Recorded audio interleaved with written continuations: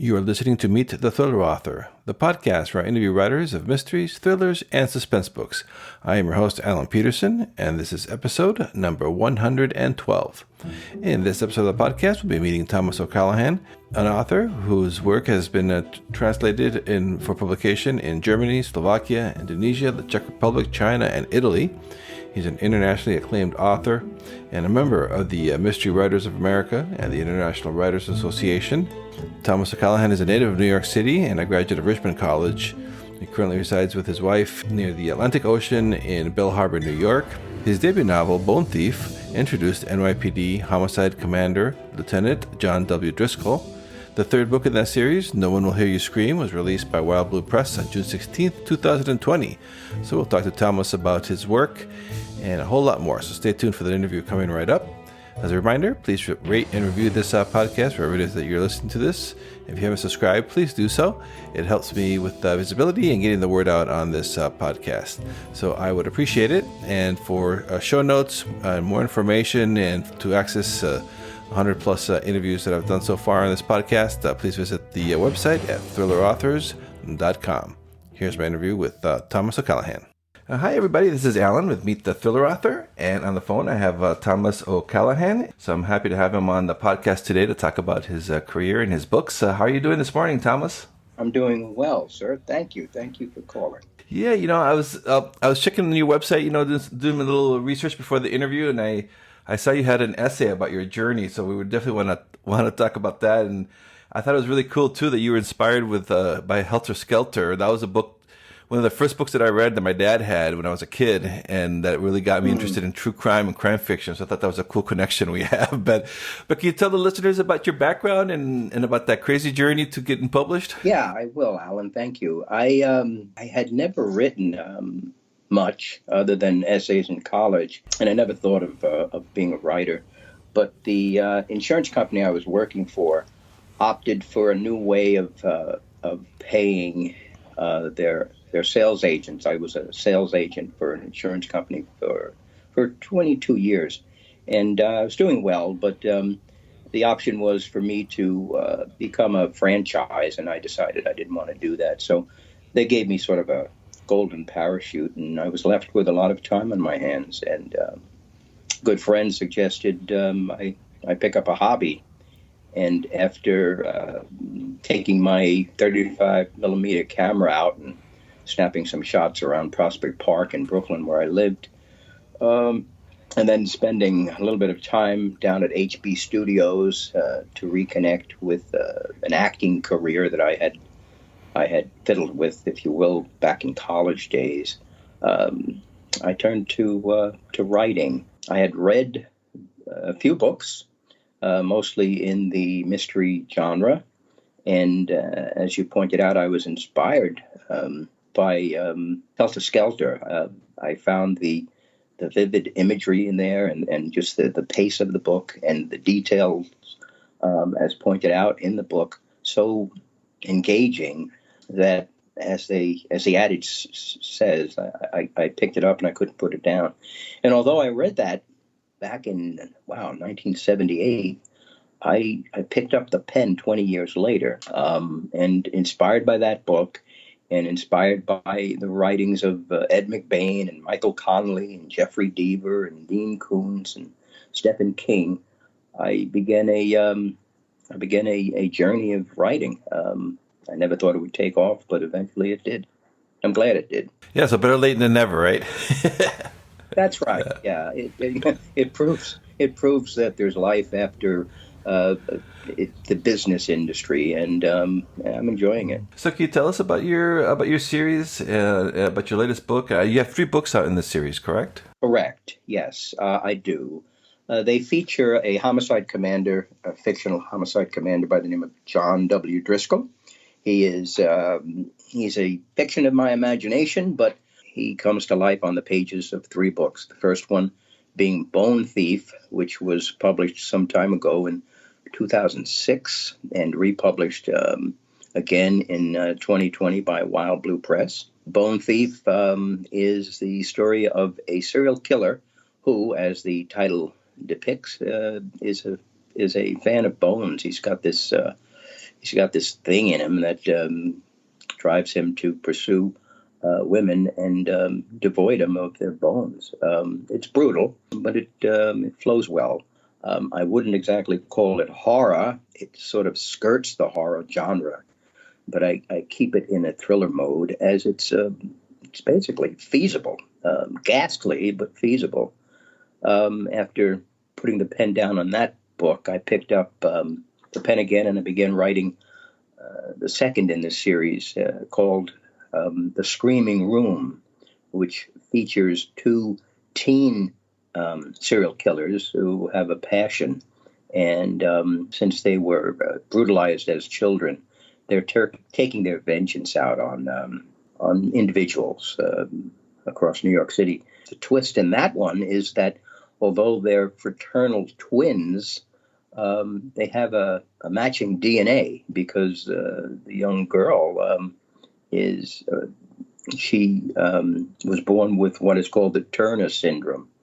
And after doing much research, I discovered that a twin born with the Turner syndrome will have the same DNA as his or her partner. So that throws a twist in it for the detective and the team. And the third book, No One Will Hear Your Screams, which was released, as you pointed out, in May, features a diabolical killer. And since it's a thriller and not a mystery, the reader is introduced to him and his method of murder right away. He's embalming his victims live. Gruesome, but feasible, as opposed to a horror novel where they go over the edge. What I like to try to do is bring the reader right to the edge, and instead of tossing them off into a spiral of horror, I just show them what could happen, and I keep it as a thriller as opposed to horror. And so far, the books have been well received. Yeah, I love those are my types of book, the dark, the dark, gritty serial thriller type books. I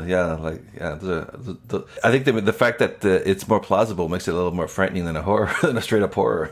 This is true. Yeah, a friend of mine gave me some kudos, and he said Tom writes almost horror, but his villains are people that you would see on the street and not suspect, and then turn around and they're there. So that's what I like to do, and it's something I enjoy and something fans enjoy. So it's a win-win. And so, what's your writing process like then? When you first get an idea that's interested you, you start doing some research before you sit down and start writing it, or what's your process like? The process is the first thing I do is I select the method of murder, and once I've decided on a unique method of murder, I then decide, well, what type of villain would actually do such a thing, and I select the villain.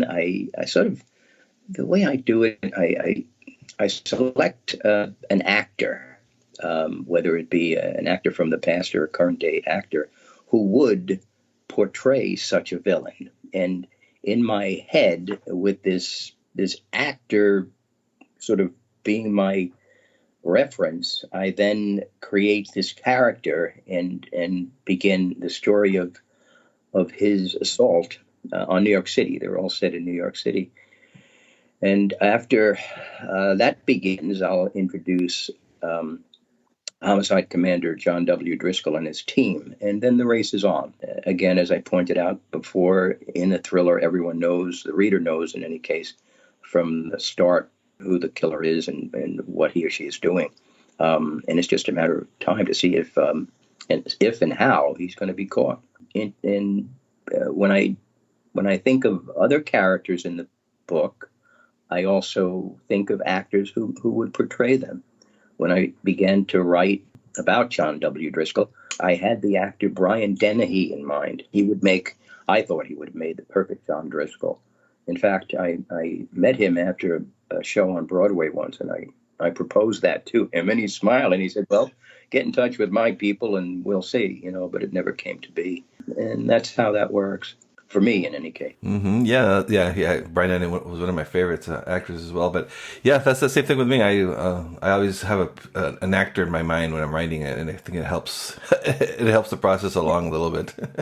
So do you have like big outlines, or do you just sort of have like the idea and then you just start to write it, or do you have like the whole thing outlined like James Patterson does? You know what? I stay away from outlines because I find them restricting. James Patterson, I tip my hat to. He's the master of writing and keeping his covers on the list of bestsellers. I mean, it amazes me how many books he's written and how many books he continues to write. I understand he writes his first drafts in pencil. That's what I'm told. I don't know if it's true, but it's sort of fascinating to think about how others write. And he's an outline guy. I've spoken to many writers. I find that most are not, for whatever reason. But as I said, I find it restricting. I know when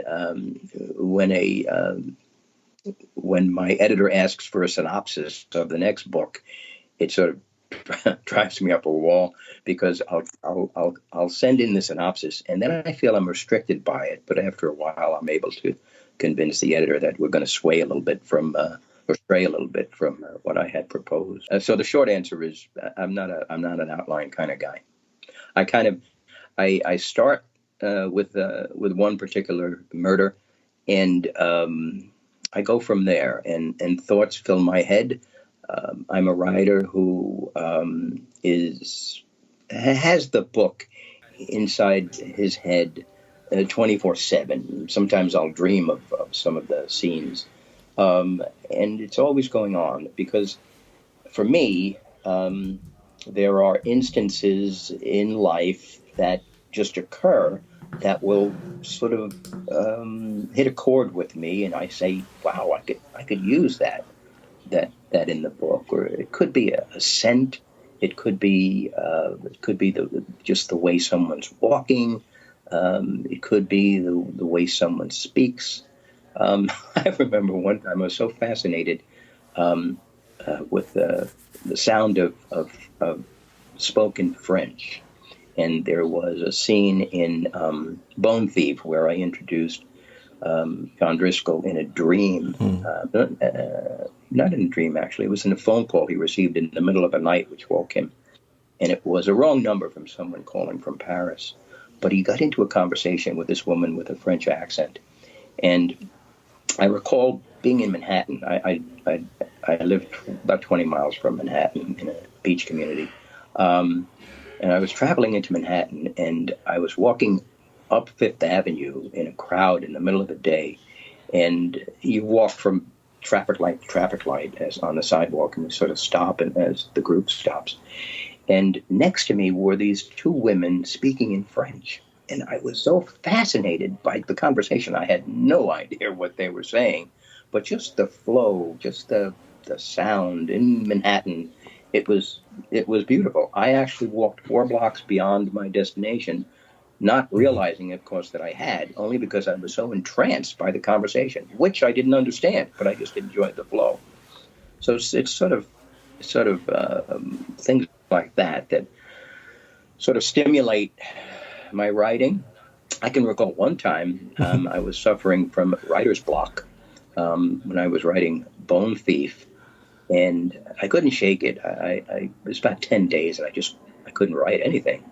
And I took a walk on the boardwalk. I lived close enough to the beach that we have a 6-mile boardwalk, and I decided I was going to walk it. It was an autumnal day, and I was just walking at a slow pace, and this woman in front of me is doing a fast walk, and she's got a dog with her. And for some reason, I focused on the sway of her ponytail as she was walking, and as my eyes kind of glued into that ponytail, my pace picked up. I wasn't pursuing her. I just didn't want to lose the vision because it was stimulating something inside my head. And after maybe 3 minutes, she continued her slow run. I slowed down my pace. I walked home and I wrote a scene.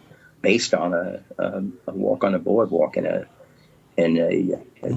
terrible, terrible crime that occurred under the boardwalk a little bit later. But that was the stimulus that broke the writer's block for me. Yeah, that's how it works. And do you ever do you carry a pen and paper or recorders so you don't miss that, rushing back home and missing it? Years ago, I had a little recorder in my pocket that I would take out and I would speak into and record so I wouldn't miss it. And there have been times, I can remember one time having a cocktail at a bar with my wife, and it was many years ago. And down the end of the bar was this woman and her date, I would assume, and they were being kind of cute. And she took the cherry out of her Manhattan and she dangled it. She dangled it over his lips and then dabbed it in. And it was a flirtatious scene, if you will, that just caught my eye. And I said, wow. And I asked the bartender for a piece of paper, and I grabbed a pen and I wrote it down. And eventually I was able to put that scene into one of the scenes in, I think it was in The Screaming Room, the second book. So yes, I do have something that will allow me to capture the moment. Now what I do is I'll take out my iPhone and I'll dictate an email to myself, and in it I will spell out the scene, and sometimes it'll include dialogue. So I will then send that email to my laptop at home, and when I come home I open the laptop and I cut and paste the email into the narrative of the manuscript, so it works very well. And do you find yourself? Do you try to write every day? Try to get into the habit of writing every day? I do. I write every day, including Sundays. I had the privilege of sitting down and enjoying a beer with John Lesquois one time, a Canadian thriller writer who's the president of the current president, I believe, of the International Thriller Writers Association. Hell of a nice guy. We're shooting the breeze about writing style, and what we like to do and what we don't like to do. And I was talking to him about writing and having a deadline. And he said, Tom, the key to not being stressed over a deadline is to be sure to write every day.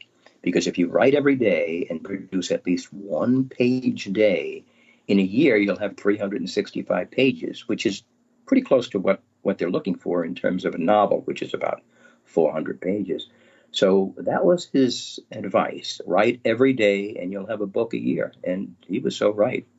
And that's what I do. I follow that. And what do you use to write? Do you use just a Word doc, or?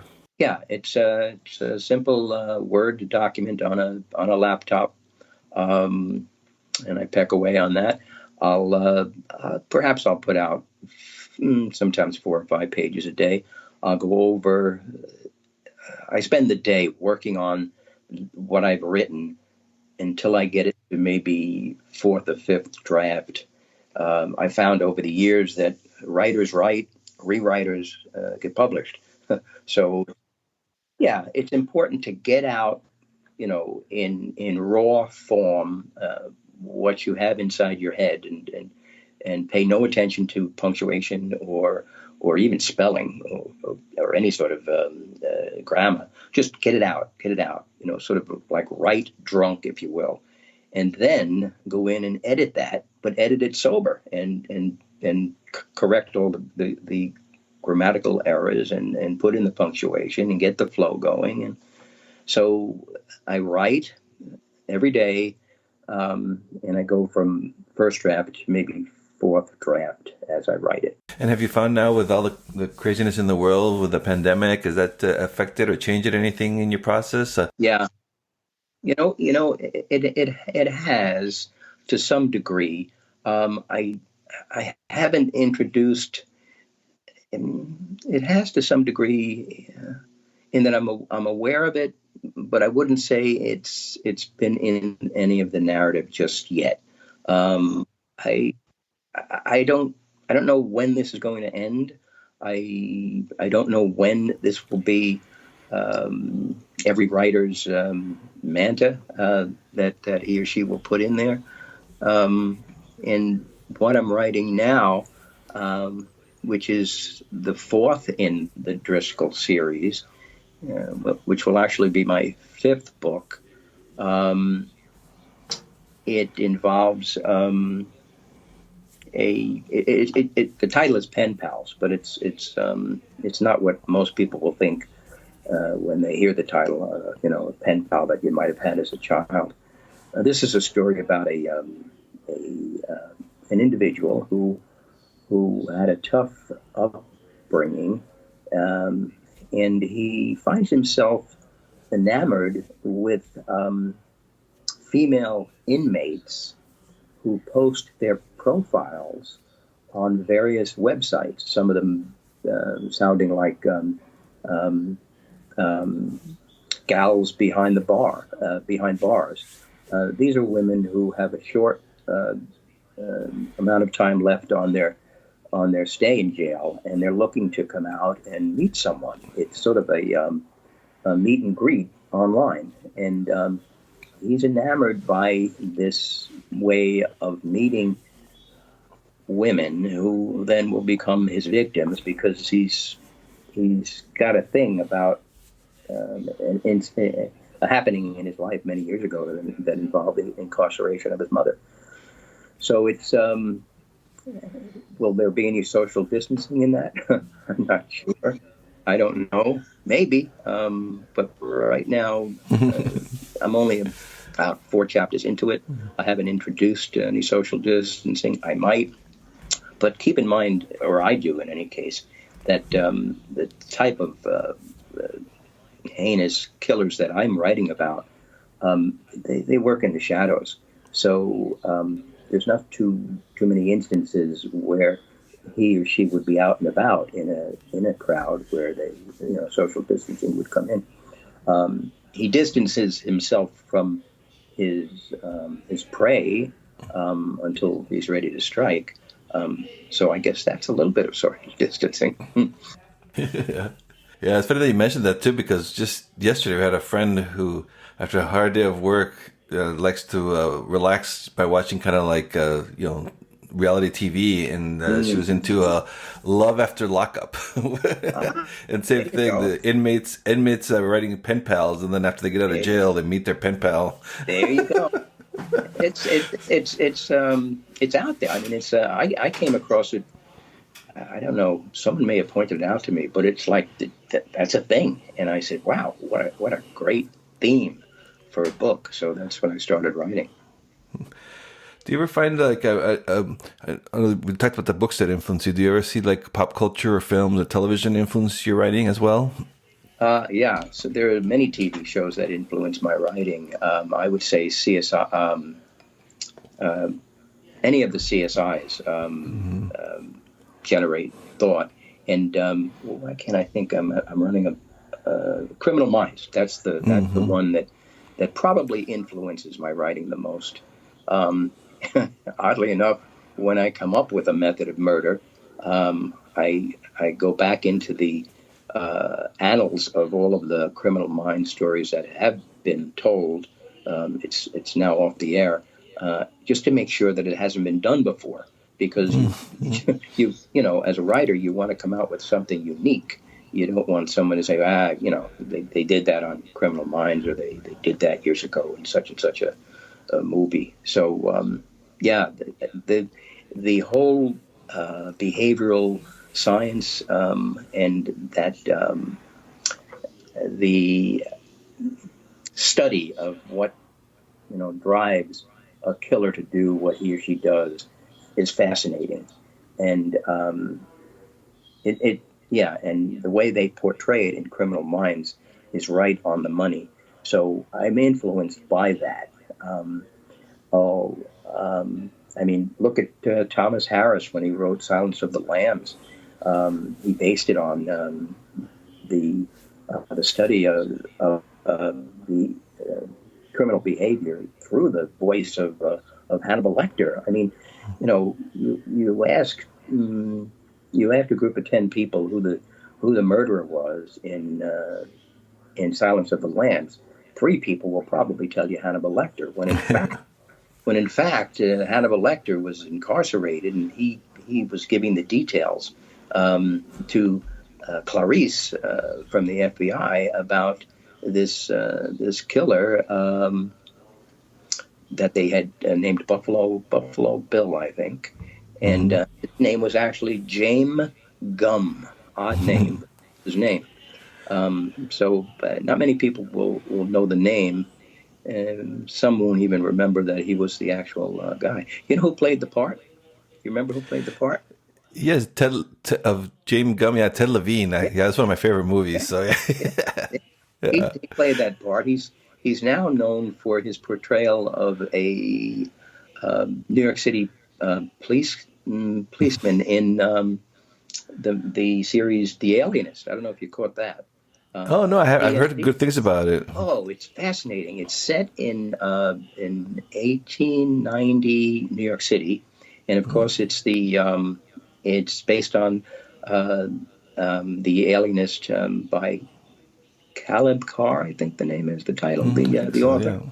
And the set is what amazes me. It brings back 1890 New York City, and it's incredible graphically. And I said to my wife, I said, we got to find out where they shoot this and go. And it turns out they shoot it in Budapest.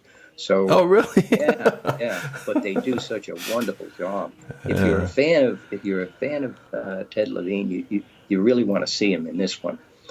He also played Lieutenant Stottlemyre on the Monk series.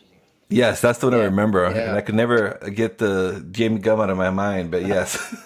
James Gum. Yeah. And so New York City plays a big part in your books, kind of like Michael Connelly in Los Angeles. Yeah. Is that just from you growing up there? You love the city and know it well? This is true. Writers write what they know. So since I'm very familiar with New York City, I sort of feel comfortable writing here in New York City. If I have a scene that I'm creating at a particular museum, it's very simple for me to visit the museum and get the feel and perhaps sit down on a bench there and write it as I sit there, rather than write a scene in Oklahoma City, which I've never visited. And I'd have to go to YouTube to get a feel for it. Writing in New York City is easy for me. So can you tell us about the story of on your latest book, No One Will Hear Your Screams? Yes, it introduces an individual by the name of Tilden, and he is a mortician by trade, and he has been mistreated. We find out early on in the book. He was mistreated as a child by his mother and his mother's lover, to such a point that he was. It just defined who he was in a very, very introspective way, where he was shell shocked. I mean, his life was ruined as a child, and he grows up with a distorted view of women, and he finds himself attracted to women of the night. And when one of these prostitutes comes back and sort of makes him relive the torture that he went through as a child, it drives him over the edge, and he starts his killing spree. And since he is well versed in the art, if you will, of embalming, that's how he decides to kill his victims. He's doing so for 2 purposes.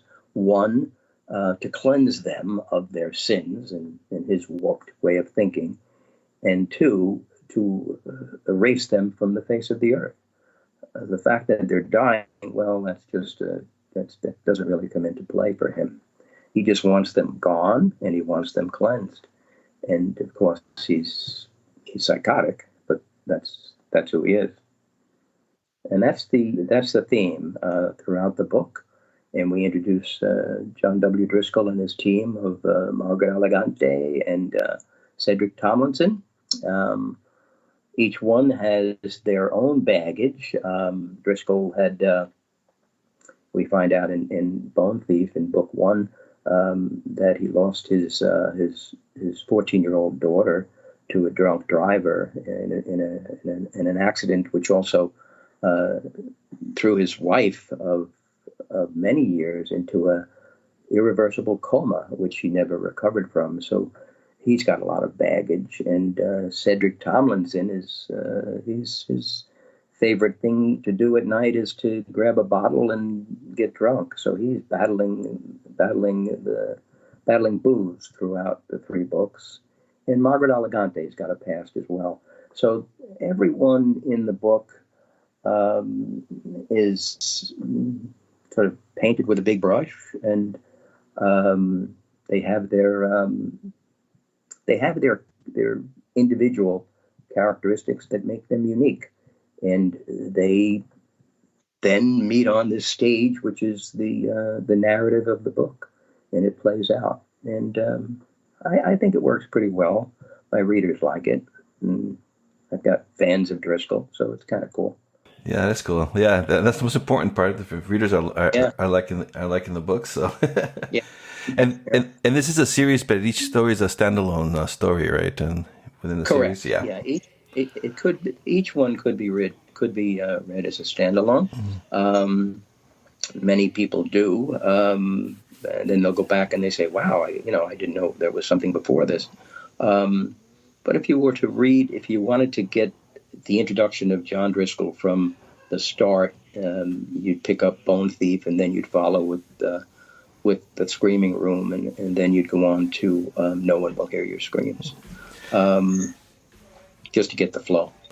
And you're hard at work. You said earlier you're hard at work on the next one. Is that coming out next year?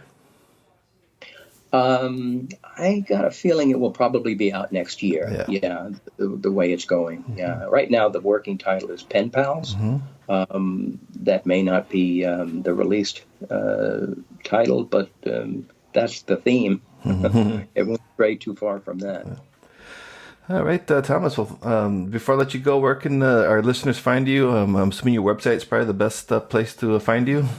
Yeah, I've got a website which lists pretty much of my career, and it also will give the links to all of my books, thomasocallahan.com, or if you look for any one of the books on Amazon, Barnes & Nobles, any of the indie books, you can find it. The 3 books are Bone Thief, The Screaming Room, and No One Will Hear Your Screams. So I'm out there. I'd be easy to find if a reader is looking to pick up a good autumnal read right now. I'd say a summer read, but we're racing towards autumn. Yeah, that's crazy, but yes. Yeah. I also recommend for the listeners to go check when they go check out your website, your essay on the road to publication. It's pretty good read. And sticking to it. That's some great advice for aspiring writers. I know we have someone that listen to this podcast. Thank you. Yeah, it was a 12-year effort to get my first book, Night Kills, on the shelves, and Night Kills became Bone Thief. I wrote that on a Halloween day.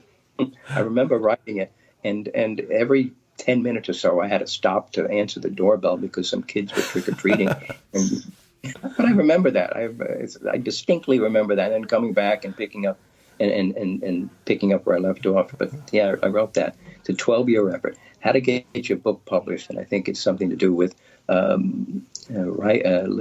let it bake for 12 years. It was a 12-year effort. So if someone is looking to get published, the key is tenacity. Mm-hmm. Yeah, I think that's the best advice. Yes, thank you. Yeah. All right, Thomas. Well, thank you so much for being on the podcast. I enjoyed talking to you and learning about your books and your writing process. Thank you for having me on, Alan. It was a pleasure. All the best to you. Oh, thank you. You too. Thanks for listening to the Meet the Thriller Author podcast. Be sure to visit thrillerauthors.com to join the conversation, access the show notes, and discover great thrilling reads. If you enjoy the podcast, I'd love for you to subscribe, rate, and give a review to it, wherever it is that you're listening to this podcast, be it iTunes, Apple Podcasts, Google Podcasts, Stitcher, TuneIn, Spotify, wherever it is that you're listening to this right now. I would appreciate it. And please do check out my own thriller novels over at my website at alanpeterson.com. Until next time.